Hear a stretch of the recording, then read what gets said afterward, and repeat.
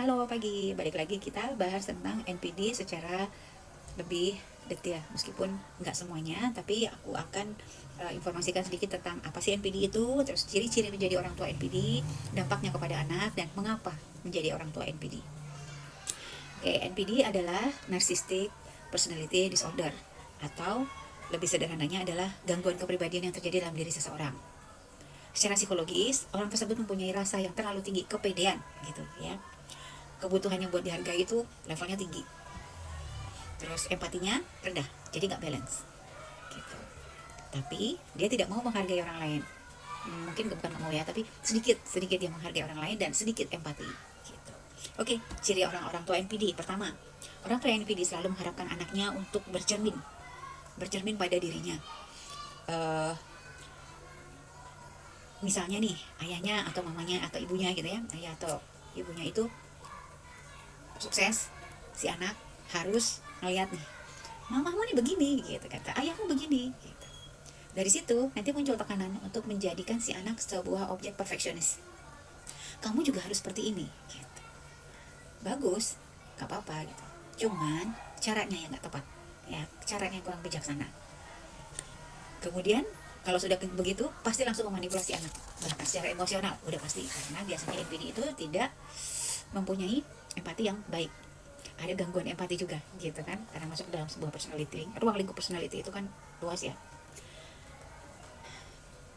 Dari cara orang tua meminta anaknya untuk bercermin atau menjadikan sebuah anak yang perfeksionis seperti dia gitu, itu otomatis membuat si anak nantinya dewasanya itu akan mempunyai hubungan yang tidak sehat.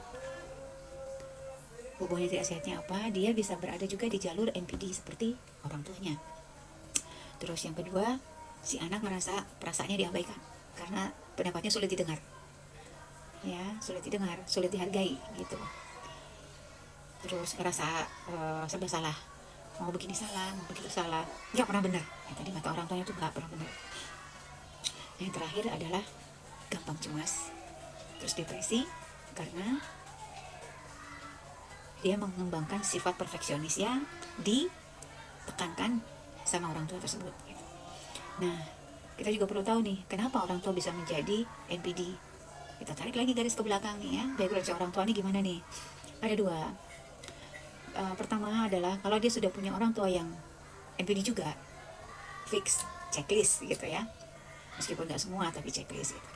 Yang kedua adalah jika kedua orang tuanya tidak ada atau tidak berada di ranah NPD, tapi si anak ini NPD, artinya dia terkontaminasi dengan validasi-validasi yang dia buat untuk sebuah pengakuan buat dirinya. Dia mencari validasi di sekitar lingkungan, dia mencari informasi ke sana ke sini. Kalau dia nggak nemu, dia bikin cerita. Kalau dia ketemu nih, dia temukan ternyata tidak cocok, dia bikin cerita gitu. Jadi skenario NPD itu dia buat sendiri, di mana yang akhirnya justru menjebloskan dia ke dalam dunia NPD itu. Aku bahas sampai sini dulu ya. Besok-besok lebih detail lagi kita bahas yang agak bagaimana gitu, karena ada hubungannya dengan sebenarnya komunikasi itu gampang antara orang tua dengan anak. Itu aja, semoga bermanfaat teman-teman. Jangan lupa like, share, komen, supaya ada masukan-masukan lagi yang lebih bagus ya. Siapa tahu kita bisa sharing-sharing, aku senang banget. Terus follow, sayang yo.